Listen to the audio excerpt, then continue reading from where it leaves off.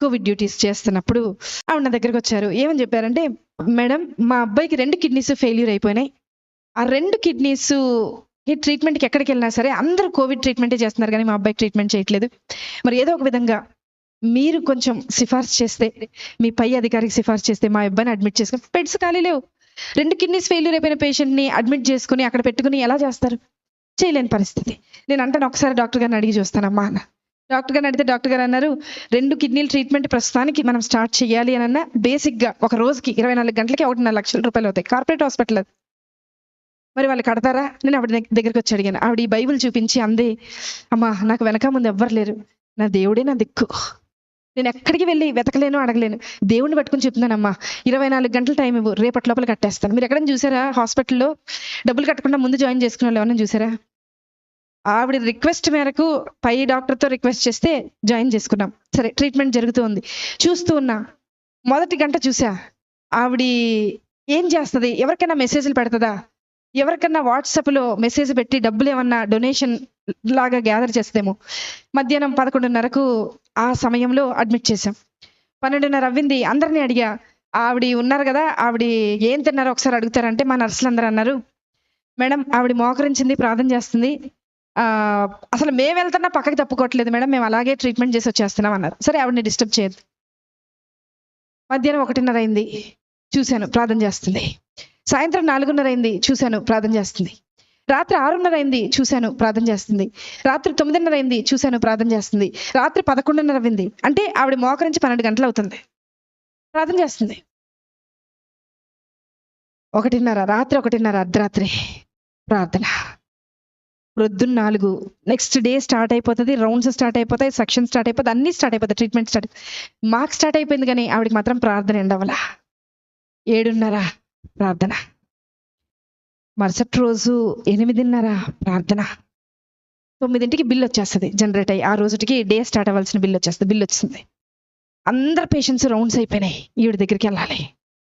నా పైన ఉన్న డాక్టర్ అడిగారు, అమ్మా ఆవిడ బిల్ కట్టారా అని అడిగారు. నేను చెప్పబోతున్నా, నాకు భయం వేస్తుంది. ఎందుకో తెలుసా, ఆవిడ కట్టకపోతే నేను కడతానని చెప్పాను ఆయనకి. కానీ ఆవిడ ప్రార్థన చూసి నేను అనుకున్నా, కనీసం ఒక 75% నేను కడదాం, ఏదో చైన్ ఉంటుంది కదా, మా ఆయనకి తెలియకుండా అమ్మేసి కట్టేసేద్దామని అనుకున్నా. తెలిస్తే ఒప్పుకోరు కదా అనుకున్నా. ఆవిడ దగ్గరికి వెళ్తున్నాం, స్థలం లేక స్టెప్స్ కింద పెట్టారు, ఒక స్ట్రక్చర్ వేసి ఆ అబ్బాయికి ట్రీట్మెంట్ చేస్తుంది. అక్కడికి వెళ్ళేలోపు, అడుగు అక్కడికి పెట్టేలోపు డాక్టర్ గారు అన్నారు, నా పక్కన డాక్టర్ గారు అన్నారు, మేడం హాస్పిటల్ అని అన్నారు. చెప్పండి సార్, ఏదో మీరు చెప్తున్నారు అంటే ఇంకా కొంచెం టైం దొరుకుద్దేమో, ఏదైనా ఆన్సర్ ఆలోచించి ఆయనకు చెప్దాం, ఎందుకంటే ఆవిడ ఇంకా కట్టలేదు, ప్రార్థన అవ్వలేదు ఆవిడది అక్కడ.